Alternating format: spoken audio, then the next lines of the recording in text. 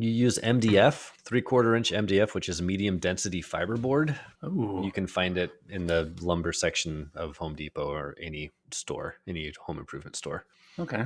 Yeah. MDF is a lot of times used for, you can use it for speaker boxes, but like any sort of like small like cabinetry. Oh, I think we used some of it here in my office here when I built some bookshelves. Yeah, you can use it. It's pretty strong and it has a nice smooth finish. Huh. Yeah. Cool. Yeah. Is that your recommend for medium density fiberboard? I mean, it can be. It's not a problem. No, I think I have a recommend. I watched a movie. I know, yeah. Is this the one you recommended last week? Oh, I did watch that too. Yeah, I went to see Crawl. Yeah, right. And I also watched a Netflix original that was pretty fun. Yeah. Nice. Did you? I'm going to make a prediction. Did you watch Point Blank? I did. Yep. Son That's of a exactly bitch. Right. You son of a bitch. Is that what you were going to recommend? That's what I was going to recommend without seeing.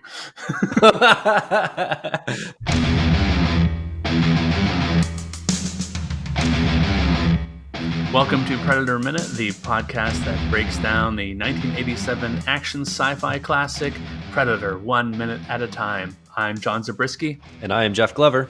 And today we're talking minute 48. 48, the Tory Hunter of minutes. You and all these baseball players.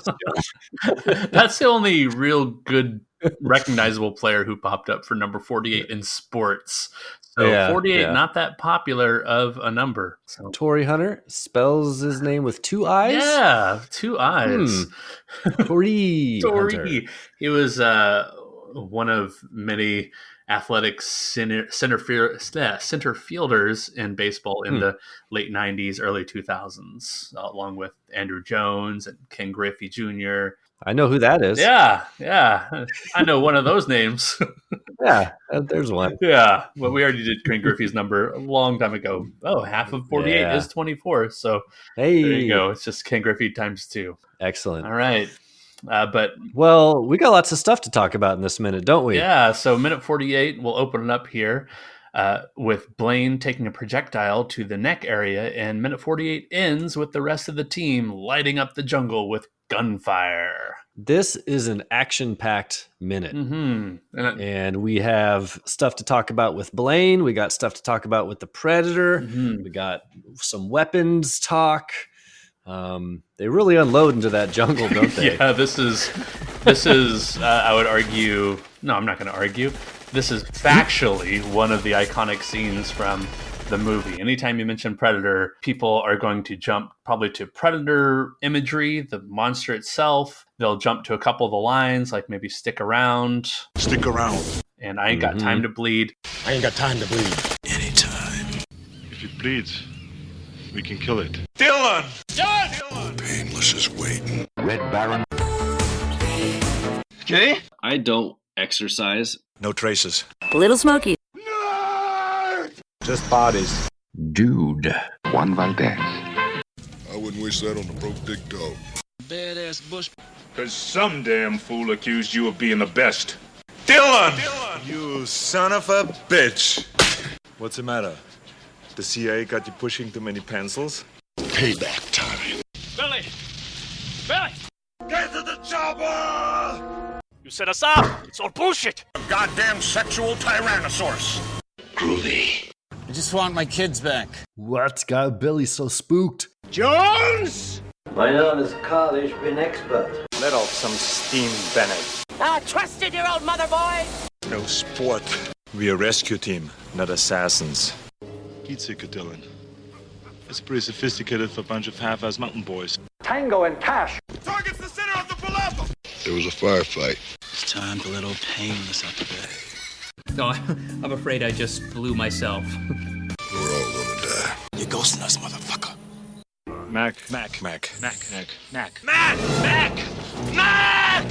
And they'll definitely picture this scene in their mind of at least the far away shot of Mac mowing down the jungle with the minigun and then joined later by the teammates mowing down the jungle. When I was Yeah, when I was a teenager, this was the scene that I always remembered from seeing Predator, was when they all just fire off their weapons into the jungle. It was simultaneously awesome, and I was also like, but wait, they're wasting all their ammo. They're not hitting anything. Yeah. But we will get to that. We have lots to talk about with the with that particular scene. But to kick things off here, we're going to lose another team member, aren't we? Yeah, we're going to be pouring one out for the big man, Blain, Jesse Ventura. Blain. The big man. Claims he does not have time to bleed. I ain't got time to bleed. Yeah. Is proven to be a liar. Right. Because he is bleeding a lot. And a couple different times here, right at the beginning of the minute, as he's turning away from our friend, the Mexican tree porcupine. We'll stick to that. He's struck by something in his neck/ear area. And as he's turning away more from the porcupine area, he is blinking, he's bloody, he's shaky. All of a sudden you hear this whoosh, and the laser bolt blasting from up high in the trees, hitting him in the back, causing his chest to explode towards the camera. He falls in a red mist as Dutch and Mac turn his way, and Mac sees Blain fall. Oh man, so we got some awesome gore effects here. 2 of them back to back, right? Back. Right. I was mentioning to you off mic that prior to watching this so closely, I wasn't quite sure what causes the blood explosion, the first one that we see as Blain is turning away from the porcupine. Yeah, there's some controversy right here too. Yeah, and as I slow it down, you can see that there's actually a projectile of some sort. What we learned to be is like a spear type weapon. Yeah, some kind of spear gun that comes more to fruition in the second movie, but in the beginning here, before they really finished the creature effects and what exactly the Predator's weaponry was, they had to leave this kind of ambiguous, just like the script does. The script simply calls this a weapon when Blain is killed, this earlier script. It doesn't describe it in any detail. I think the Thomas brothers were really looking for the movie magic to tell the story about what exactly it was. And even here, like you're saying, it's like a blurry screenshot. You can see it's not made clear. And we think it's a spear gun. People online will argue that it's other things, like a smaller blast from the shoulder cannon from the plasma casters. Some people claim it's the Predator throwing some of Hawkins' guts at Blain's head, which I love that. That's my favorite explanation. But growing up, I don't know about you, but I always thought growing up that this was like the Predator killing the little porcupine off screen and it's splattering Blain. But when it's frozen in this context, you're seeing some kind of projectile weapon, like a wrist gauntlet or like a harpoon gun. Yeah, it is like so fast. You blink and you miss it. And even just watching it, not blinking, like it shoots through the frame very, very quickly. But if you do slow it down, like frame by frame, you can see a little sort of spear shaped projectile coming through, and it flies right past him. And then right as it flies past him, we get this awesome splatter of blood. And I was saying to you, it looks like someone is right off screen and just throws like a blood capsule right at Blain's face, because it just explodes all over his face and shoulder. And we are to believe that this thing has cut through his shoulder or his ear, neck area. The injury he sustains is somewhat ambiguous, but it's enough to stun him, but not kill him and shock him before the next fatal hit comes. Yeah, and as he's turning away, like half a second later, after being hit by this harpoon or whatnot, his MTV shirt is just soaked in blood already. So it's some fast acting bleeding that he's doing. Maybe he means I ain't got time to bleed. I just bleed instantly. I don't take my time. I ain't got time to bleed. I'm just instantly covered in blood when all my blood just lets out all at once. All right.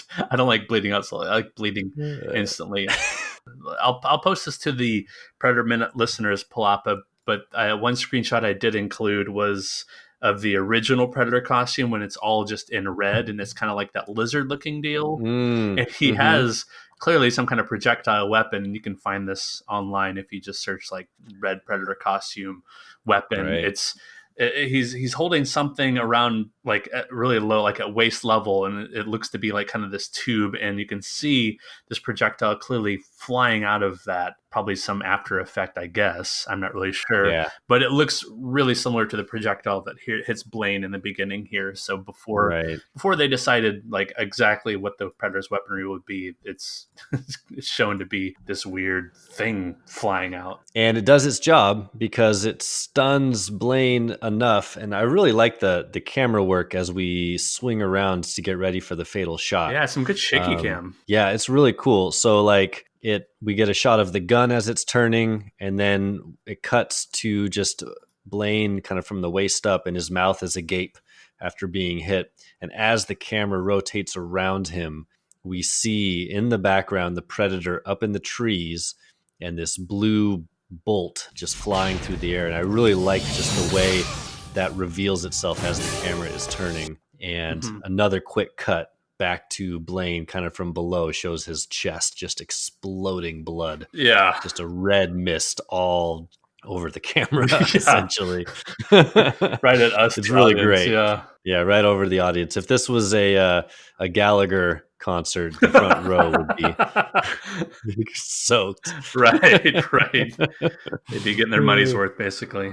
Yeah, but that's also just a great gore effect. Like you can tell they just had like a blood gun or a blood blower that they just, like just exploded red blood all out from his chest area. That's really great. Yeah, and when I slow it down when he's first hit, I think they do this work enough to cause some damage to his MTV shirt, because it looks like when it's slowed down that it goes from, at least the top of the M goes from like normal altogether shirt to like rip shirt as the rest of it explodes. It's I couldn't find anything about the actual them describing how they did the effect, but there are a lot of pictures online of this effect, which is pretty neat to see it up close in still imagery. Yeah, because we get a quick reaction shot from Dutch, and then it comes right back to Blain, and we get just full frame right in the center, a shot of his chest exploded open, and that poor MTV shirt is no more. Yeah.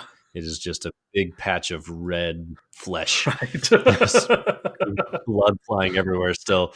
And he just falls to his knees. There goes Blain. One more team member down for the count.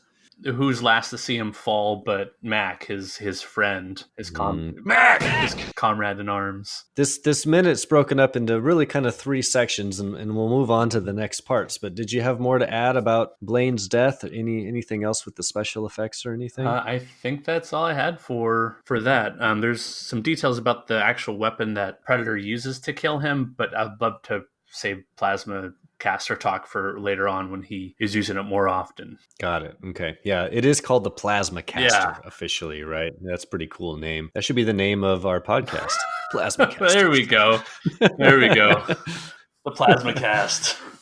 Well, I'm looking forward to that. You've got some cool info on the Plasma Cast. Thanks, yeah.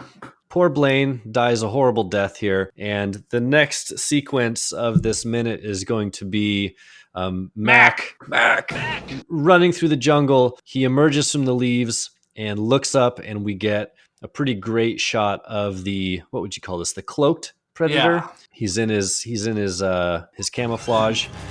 Again, this really cool effect where we can see the outline of him, but we get this new addition where his eyes kind of glow yellow when he sees Mac standing there. Yeah, which is pretty neat. I'm not really sure what to make of the glowy eyes, other than it's this intimidation game. Like he knows he can barely see. He knows Mac can barely see him, so he's going to give him like a little taste, a little tease that he can clearly see Mac. Right. Yeah. He obviously does it on purpose. I think it is just, in terms of the story, you're right, like an intimidation thing. In terms of the movie, I think it's just a really cool looking effect to throw in there to give the audience something to go, whoa. And so then the Predator just turns around and runs, and Max screams. What does Max scream?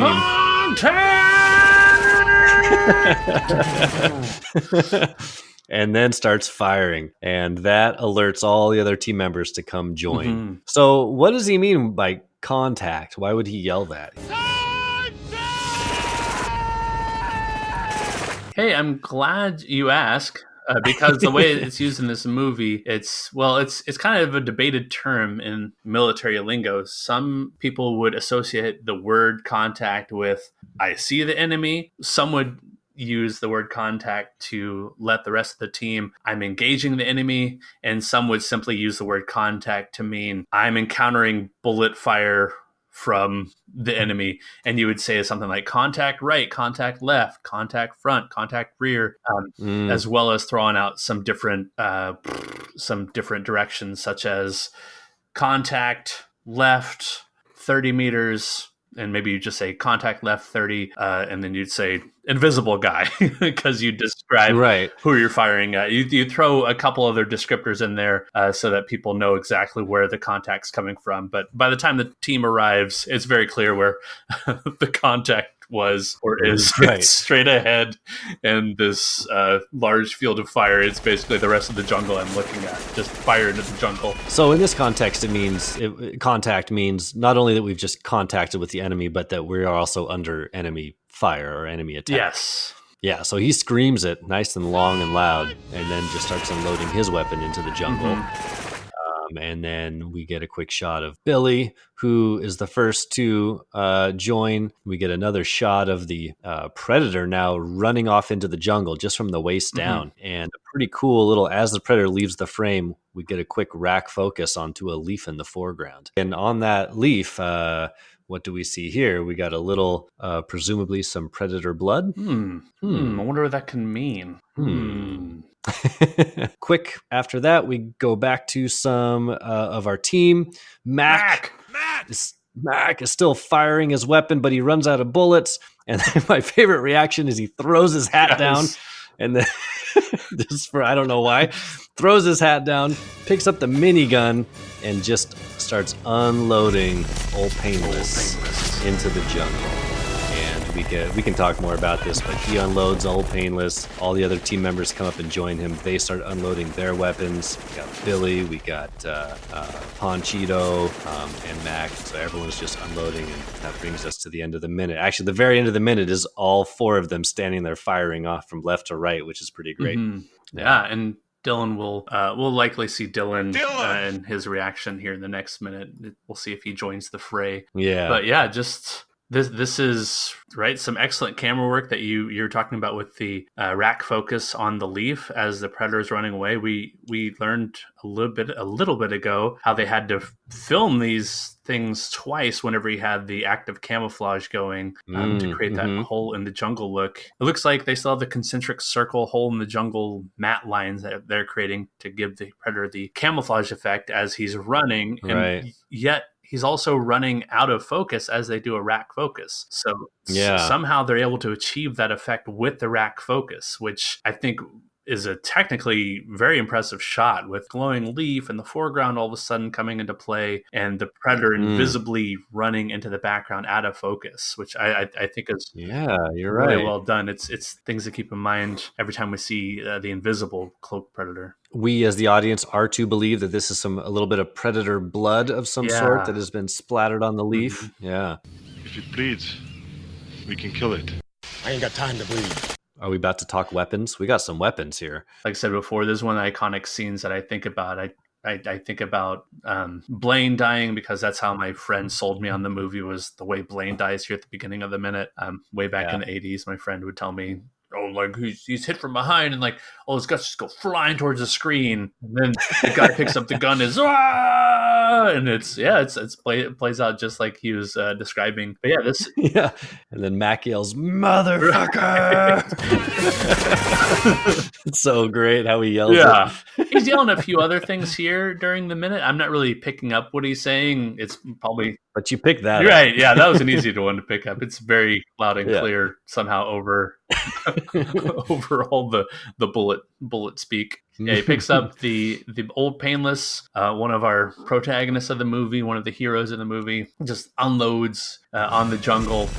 And we've talked about this before in detail, but the minigun, the M134A, is capable of 6,000 rounds per minute, and they had to slow it down to 1,250 rounds per minute for the purpose of this movie. So that's still what we're looking at. I think overall is like 30 to 40 seconds of him continuously firing this from this minute to next. So that still ends up being like 600 to 800 rounds that he fires off. Right. It's an unnatural amount of ammunition to be carrying around the jungle. Yeah. Yeah. But makes for great effect in the movie. Yeah. They said they could only load the weapon with enough blanks to shoot to film about 4 seconds of the weapon firing, even at the slowed down rounds. And they were even worried about that, just having Jesse Ventura hold the gun, or in this case, Bill Duke, hold the gun for that long, even while firing blanks. They had to like practice, right, to kind of figure out the gyroscopic nature of the barrel spinning. Yeah, that's something that John McTiernan is chiming in with his commentary about, is that, the worry was that this thing was going to just fly all over the place and maybe severely injured Jesse Ventura. So they initially anchored everybody, or they anchored Jesse and the weapon to the ground, but then came to find that as he was firing it, just the motion of the barrels, the speed and intensity of the barrels kept it basically just on a level plane where it wasn't going to buck and spin and throw blanks everywhere. Right. Yeah. It was such a big deal of filming that the crew would actually do a countdown when it was about to be fired. Like, Ol Painless is 10 minutes out from firing it, and John McTiernan says that Bill Duke, unlike Jesse Ventura, was not able to walk while firing the gun. Yeah. Sorry, Bill Duke, but Jesse Ventura. He's still a large man, but right, I guess not as much. You mentioned that between the weight of the gun, the weight of the necessary ammo, and then you talk about the weight of, you would need a power supply for a gun of this size, right? And so the weight of that alone, makes the idea of carrying this thing around the jungle almost laughable. Yeah, because the power supply would need to be like a car battery size power supply, correct? Yeah, and the way they, I think, excuse it away in this wide shot here of Bill Duke about second 45 to 47 firing into the jungle is that the chain of bullets that what appears to be the chain of bullets coming from the minigun, I think, is the power supply, so he can fire right. You can kind of see that from the overhead shot that we get for a few seconds, along with all the foliage just disintegrating, falling down. Yeah. I love how constantly branches are just falling. It's so good. It's so good. Just the squib work is amazing. Yeah, really tore down some jungle here. But can we talk for a moment about the sound effect of the minigun? Sure. Yeah.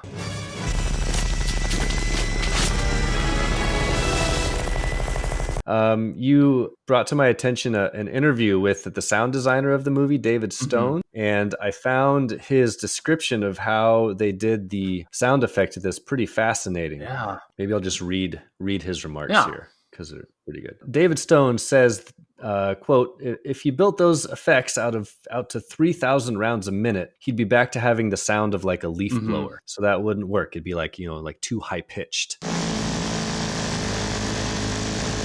Almost like a weed whacker in your backyard, which would be a really like grating, awful sound. So the final sound results from two kinds of, he calls it cheating for the sake of drama. One, the individual shots are bigger and deeper in the middle and low end modulation than the real gun. And then part B, there are far fewer shots than 3,000 rounds per minute. He layered a bunch of individual shots in clusters on the 8-track so that none of their tails would be cut off. He went through this in several iterations until we both felt that he'd reached the right sound and that it repeated in a naturalistic way that didn't sound, quote, cutty." And the actual shot firing sound that they chose to use was the sound of a 50 cal tank weapon. Yeah. Which I think is awesome, which is why you get that really sort of like low, if you watch this scene on like a big sound system, the sound of that gun firing, you get these big heavy bass hits, along with the sound of the gun spinning. And so that's where that comes from, is like it's like a tank firing weapon that's being repeated over and over again, which I thought was really cool. Yeah. And then the other thing he adds is at the very end, when the gun stops spinning, that was the sound of like a lathe in a wood shop coming to an end, like turning off a lathe and bringing that down to stop spinning. Yeah. So I thought that was really cool. I find sound design issues and work in movies kind of an interesting thing that a lot of people don't think about sometimes. And, in this scene in particular, it's incredibly important. The sound is all encompassing when you're watching this. Yeah, I would agree with that we don't think about all the sounds that go into the movies. Those, if you ever watch the behind the scenes with Foley artists, they're making sounds for just about everything you see in the movie. Someone will be like stepping through the jungle and you think, oh, that's a natural stepping through the jungle sound. Nope, it's someone clopping some shoes on some leaves next to a microphone. That's how they're achieving the sound, because there's so much ambience out there that you're trying to record, like dialogue over that, right? It's going to become muddled unless you layer it, and just like Audacity with all its different tracks, and you have to create some of your own tracks. Yeah, I mean, footsteps, a door opening, like all those things are almost always added in after the fact. Yeah, I think the deepness that you were referencing, David Stone talking about, that deep bass sound of the weapon goes really well with the motif that we're seeing of this invisible killer mysteriously killing their comrades. They're not really knowing anything about their adversary. So it adds like this serious tone, because if you listen to the weapon in real life, it sounds like a chainsaw, like a high-pitched. Yeah. It doesn't sound anything like this weapon. I think it would take away, because with that high-pitched sound, you're not going to be able to hear Bill Duke yelling. You're not going to be hearing all like the high-pitched sounds of all the trees being cut down, or the other people's weapons. You would just hear that kind of like in the morning, like when your neighbor is doing some, like, I don't know, buzzsawing or something like that, and that's what you hear in the morning. It's just that that's like the only sound you can hear. You can't really hear anything else. Well, it's so distinct too, because they, the shot, all the other, we get to hear that minigun for a little bit, and then the other team members come in and start firing their weapons, and it sounds so different, like the automatic rifle sound, in contrast to that deep, like very mechanic sound of the minigun, just makes it so distinct and so cool. Yeah, they really did a nice job with that. Yeah.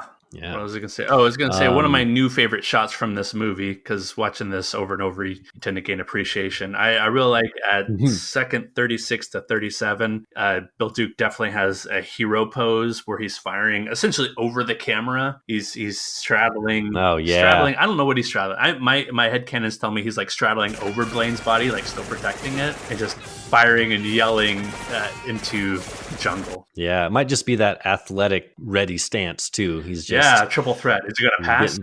No, right. He's the triple threat. Is he gonna pass, shoot, or dribble? Who knows? No, he's definitely gonna shoot, and he's gonna pick up another weapon and continue shooting. Shooting all the time. Great whip pan here as he picks up the minigun and starts firing for the first time.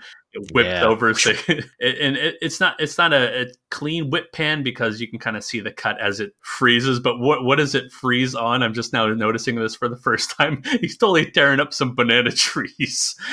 Yeah. It would have been great to see just some exploding bananas here. Maybe some watermelons. Right. I hate watermelons, so to see them explode would be some sweet justice. Take that. Don't like watermelon. No. Tennessee boy here, and I just don't like watermelons. Never could trust them. So just to kind of wrap things up on this iconic shot here, all our team members minus Dylan are firing their weapons into the jungle, and it looks like when I take my weed whacker out and go mow down the weeds against the back of my house, like stuff is just falling. And then watching this as a kid, I was always like, oh my God, they're wasting all their ammunition here. What are you doing? At the same time, I was like, yes, it's so awesome. But come to find out, they are not going to have killed the Predator, of course, in this sequence. So where do you think the Predator is during all this? Has he climbed high up into the trees? Is he actually to the side or behind them? Do you have a theory? This is something I've thought about every single time I've seen this scene ever since the beginning, was how do they not hit anything? Because these are, at least for the 80s, these are some of the modern weapons of the 80s.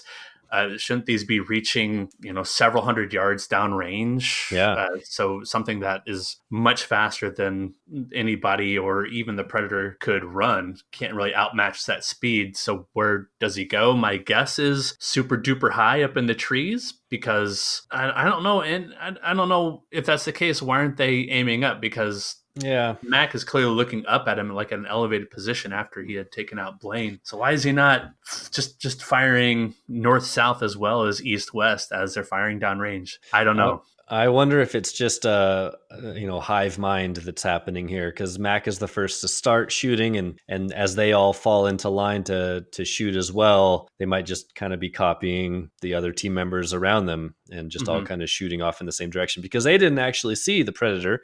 So they're just firing where the others are firing, because that's where presumably Mac saw them.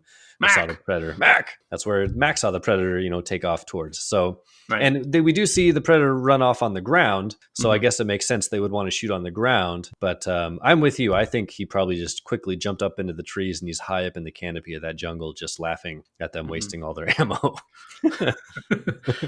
Luckily, he was not on a tree that fell down, though. Right.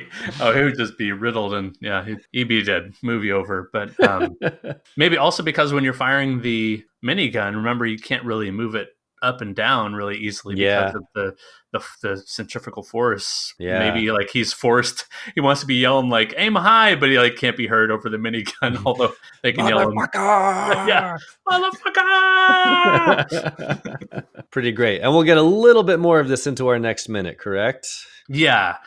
So I think I'll talk more all arms going off at once next minute, because there's some other scenes from other movies we could reference for fun. All right. Well, we've come to the end of the minute here. Did you have other pieces to add? Did you want to talk field manual? I do. This is, I think, the first time in a long time we're talking about the field manual. Yeah. But we haven't talked about the field manual for jungle operations in a while. This is the Army's manual from the 80s, I believe 1982, for how to conduct military operations in the jungle. This section is called Movement to Contact and Hasty Attack. That's apropos. Yeah, it starts off by saying these two forms of combat are discussed together since they account for the majority of combat actions in the jungle. That's funny. So the movement to contact would be basically moving as quickly as you can to where the enemy is, and then hasty attack is just like it sounds like, a violently executed hasty attack. So you need to move to where the enemy is, and you need to open up a large volume of fire, which is exactly what the team does here. It says combat in the jungle is characterized by long periods of developing the situation and looking for the enemy, and short periods of violent and sometimes unexpected combat, which I think is really apropos also to fitting, this minute.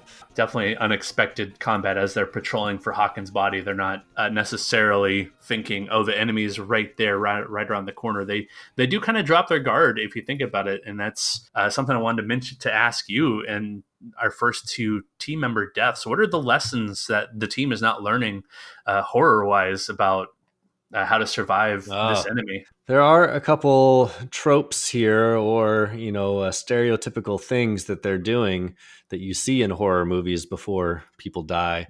The first one is splitting up. Splitting up the team seems to never be a good idea in a horror movie, because it allows the killer to more easily take out the team one person at a time without the other team members knowing. And so that happens a little bit here, although Mac is, they're finding individual team members pretty quickly. Right. But each team member is getting killed not while being observed. Like every time the team finds them after they've been killed. And then the second thing that I noticed is being distracted by little things. So we saw that with most recently right now with Blain. He gets distracted by that little skunk, and for that little moment, that porcupine, excuse me, the Mexican hairy dwarf, porcupine. Probably throw the porcupine in there. And just that moment of him getting distracted, he lets his guard down for just a second. And that's when the predator in this case strikes. And so we may see some more of these horror tropes show up as we continue on. But yeah, the splitting up of the team and then, getting distracted by little things are the two that jumped out at me right away. One little difference from the script would be the Predator's blood in the script was orange, not green. Yeah. We'll learn more about how they create that blood effect later. It's right up Adam Pranica's alley. And then I'll talk TV tropes for a minute and then let you close it out if that's okay. Sure. Yeah, I've got a little more to say about our friend Blain. All right. Well, with our 94th kill now on screen, 93 before this minute, 1 during this minute of Blain, 94. 94. Kill count goes up. One more closer. Yeah, kill count goes up. And we're one more closer to triple digit land. Yeah. The Holy Land. But we have Blain representing TV tropes wise the sacrificial lion. We talked about Hawkins being the sacrificial lamb of the movie, but the sacrificial lion would be the sympathetic character who is slated to die so that the audience knows that the villain is playing for keeps, or that the situation really is as dangerous and desperate as it seems. The death is ultimately unnecessary in the large scheme of things, but it does provide a shocking twist to proceedings, with this being their largest, most powerful team member, right, without necessarily counting Arnold in that bunch. Right. It makes sense. Like the Hawkins dying was sad, but not unexpected necessarily. Right. He was kind of considered to be, maybe the smallest, I don't know if it's fair to say the weakest, but, less physically imposing. Right. The least soldierly, probably. Right. So it would make sense that he might die first, but we're not expecting Blain to be the next to go. He is, besides Dutch, he's kind of the manliest, biggest, strongest guy with the biggest weapon out there. Ol Painless. Ol Painless is waiting. Yeah, so I came up with some examples. Well, I read them off the TV tropes, the ones that I most agreed with, and threw in one other one that wasn't there. But feel free to chime in if you have another one. It doesn't necessarily mean the most powerful when we talk about lion, but it can also be like the most important seeming, at least in the beginning too. Or like just a big character. Yeah, just like a major character. So someone like Phil Coulson in the Avengers movie, originally, he's killed by Loki, and you think this agent is important enough to the team of Avengers to stick it out and carry on to future movies, but no, he's killed by Loki there. I always thought, and I agree with this one from the TV tropes list, but Maggie Gyllenhaal's character from The Dark Knight. Yeah. She's blown up by the Joker when Batman is finding Harvey Dent. That one is pretty unexpected because she's already, leading up to that, she's already put into dangerous situations a couple times, and she either gets herself out or is rescued by someone. And so you think she's going to be a character that's going to see the movie through. And so that is pretty shocking when that happens. The first time I saw it. Yeah. Sam Jackson in Deep Blue Sea. First, we're gonna seal off this. That's a hilarious shark one. Ate me. And the shark just jumps out from behind him. It slams him back and forth. Have you seen the Dave Chappelle Sam Jackson impersonation? No. So on Chappelle's show, he had a skit where he was Sam Jackson doing a Samuel Adams beer commercial. Oh my God. And he keeps on like shouting lines from Sam Jackson movies. And at one point looks at the camera and goes and says something. He's like, "Fucking shark ate me." Like the famous part that's memed from that is he goes, "It'll get you drunk." Oh man, the Sam Jackson. Oh, you gotta look that one up. I'm sure. Okay, I'm gonna have to watch the Sam Jackson, Sam Adams. Oh man, it's really good. Chappelle. Probably. All right, sorry, keep going. Oh no, I'm loving it.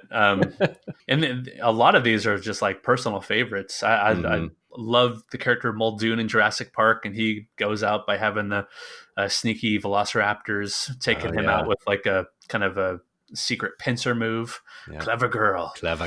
Yep. Clever girl. Carl Weathers from this movie, of course, as Apollo. He dies in Rocky IV. He's killed by Ivan Drago. Right, Drago. Yeah, that must have been really shocking in the fourth Rocky movie to have his best friend killed. Yikes. Yeah, that's a good one. I don't remember the first time I ever saw Rocky IV. I actually kind of forgot that he died in that movie till you mentioned it again. I always remember the training montage of him like carrying logs in the snow. That's what I always remember from that movie. Because that's how you train for boxing. Right, yeah. The Firefly movie Serenity, Alan Tudyk's character dies. I remember seeing that and being shocked by that. I don't know if you're a Firefly fan. No, I've never seen it. I've heard good things, though. Yeah. Good little sci-fi Western. Another little sci-fi Western. Star Wars, you have... Yeah, that happens most of the movies, honestly. You have Obi-Wan Kenobi in the original Star Wars. You have Qui-Gon Jinn in Episode 1. Probably name one from each of the movies, actually, and even from the latest Disney movies, too. Boromir, Sean Bean's character. Sean Bean always dies in movies, so no different. He's playing the lionized character Boromir in Lord of the Rings. And then I couldn't help but think of a book I read is this... apocalyptic zombie book series for young adults called The Enemy, in which adults become zombies just by virtue of becoming adults.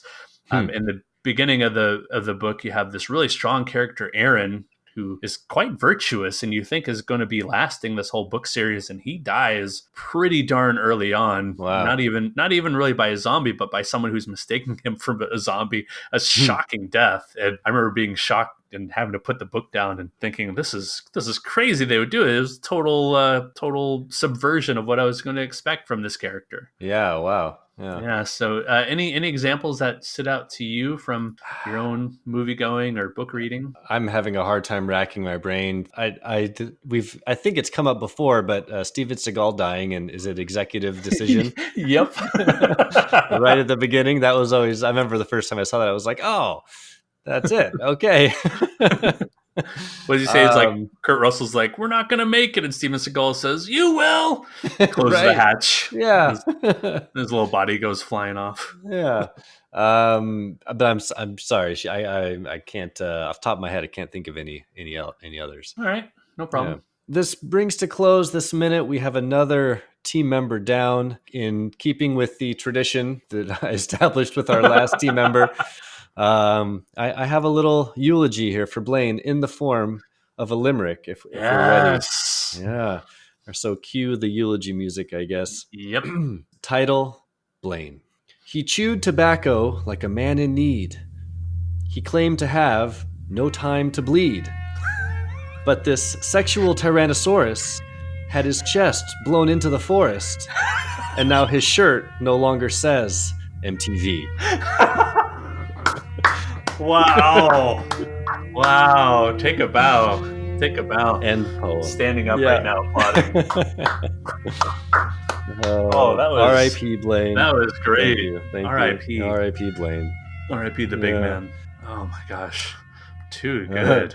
Too good. All right. So, weekly recommends? Yeah, let's, after taking that moment of silence, let's talk some weekly recommends. So what do you have to recommend to everybody? My weekly recommend carries over from last minute, which is I recommended last week to go see a movie that I hadn't seen yet, which was Crawl. And I went and saw it this week, and I really enjoyed it. It was super fun. It's nothing groundbreaking, but if you want to go see just a summer popcorn creature feature that's suspense-filled from beginning to end, lots of big alligators. It's rated R, so we get some good gore effects in there from crocodile attacks. Attack! I guess it's alligators, not crocodiles. And it's super fun. It's a quick 90-minute movie. It doesn't stop moving from beginning to end. From a production level, it's really impressive. There's almost every scene is happening in water, standing in water, swimming in water, which I always find impressive. That must take a lot of work to do that from a production level. And it was just really fun. Highly recommend it. Crawl. Check it out in theaters near you. And you're saying Crawl, right? Not Kroll, the movie where they fight a giant monster Crawl. with a buzzsaw. Crawl. Okay. Crawl. Okay. Now. Yes. Sounds good. Yeah. Sounds good. Yeah. What are you gonna recommend there, John? Well, I was gonna go the U route and recommend a movie I have not seen yet.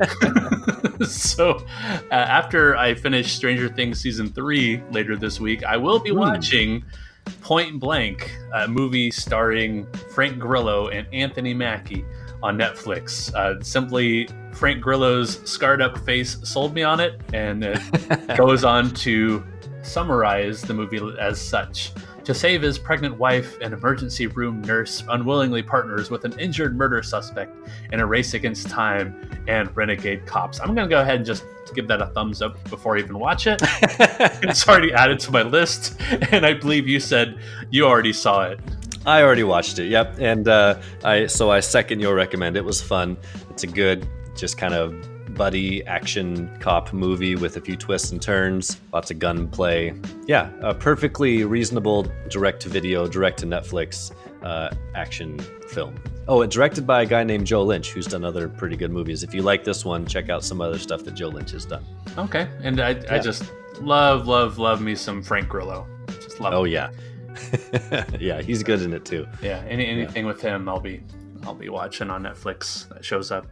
Cool. So if you have some good details, you listeners, yes, you have some good details about this lionized character Blain, or the weapons used to kill him, or the minigun being fired into the jungle, or any other things that you'd recommend, go ahead and drop a line on Facebook. We are at Predator Minute Listeners Palapa. We're on Twitter at Predator Minute. And you can email the show at predatorminute@gmail.com. What about you, Jeff? Where can people find you? You can find me on the Twitter, Carl_Hungus314. Jeff Glover, come find me on Twitter. Yeah, I think the last tweet I saw from you was you recommending Crawl. Yeah, probably. I think I tweeted after I saw it. It was, or maybe that night.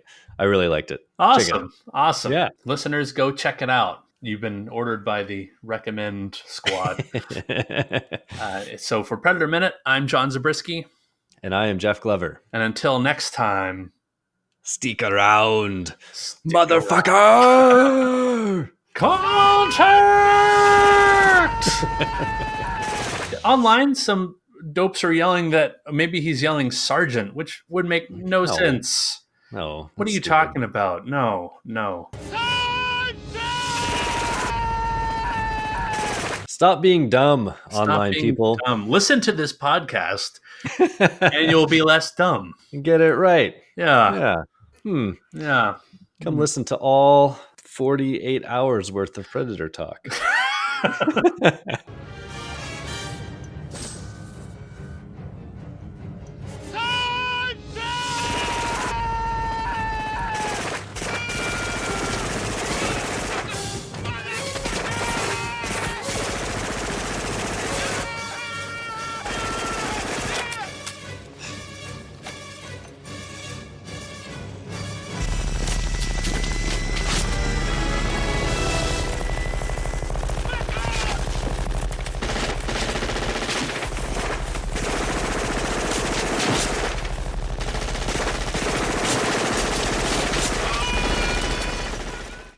Hey everybody, this is Heidi Let off some steam. Bennett of Vibrant Visionaries podcast and Spinal Tap Minute podcast. And this is a quick little promo for an upcoming event that my co-host Sean and I wanted to tell you about, and it's Movies by Minutes Portland. Welcome to this promo, Sean. How are you doing over there? Fantastic.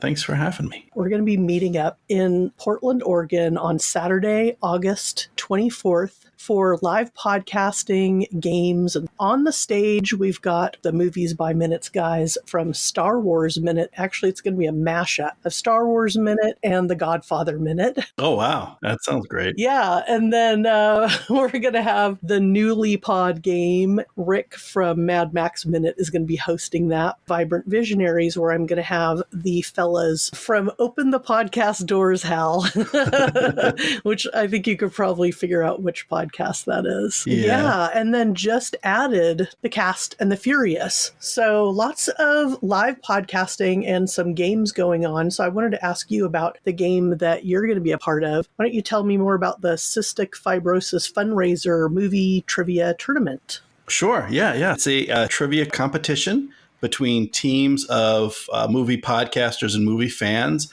answering trivia questions about movies. In Portland on that Saturday will be the final round to name this year's champion. And this is all to raise funds for research into cystic fibrosis. The contestants can get hints from the audience for, I think it'll be $5 or $10 or something like that. Yeah, so just a little bit more about the event. It is actually the third year we've done this. We started by doing Movies by Minutes in Chicago. Mm-hmm. Last year we went to Denver. This year we're in Portland. Tickets are $20. It's a family-friendly event, and it's really a social event. So we'll have a break for lunch. We'll have beer and wine will be served, and then lots of live podcasting and just opportunities to socialize and hang out with fellow listeners, hang out with other podcasters. If you're a podcaster out there in the Pacific Northwest, we'd love to have you come and, mix, mingle, and swag swap with us. Mm-hmm. And so, yeah, it's not just for the Movies by Minutes listener, but the podcast listener and fan alike. It's not a technical conference. If you've ever been to a conference for work where everyone's talking about kind of the behind the scenes stuff and the nitty gritty, there's certainly some of that. There will be experienced podcasters there. So if you're looking to get your own podcast off the ground and you want to talk to some people and get some input, there's that as well. But it's mainly for listeners. Listeners would get the most out of it. See your favorite podcasts live on stage. And also there are a lot of folks that'll be coming in from around the country and around the world. The formal meeting itself that you need to buy a ticket to is just that Saturday, but we'll be around that whole weekend. I know a lot of the podcasters into board games. So if you're a big board game person, there's going to be informal gatherings of people playing board games. If you're into pinball and arcade games, I've been scouting out arcades in the Portland area, and there's a few that are not too far from the theater. So I'm sure there's going to be some pinball and video game playing going on that weekend as well. So it really is a whole weekend of fun and events for podcasters, for listeners, for folks that just love to talk about movies. Sweet. We should tell the fine folks where they can get tickets. Go to moviesbyminutes.com/Portland. That's moviesbyminutes.com/Portland to buy tickets. Again, tickets are $20. Listeners, we look forward to seeing you there. All right. See you in Portland. Stick around.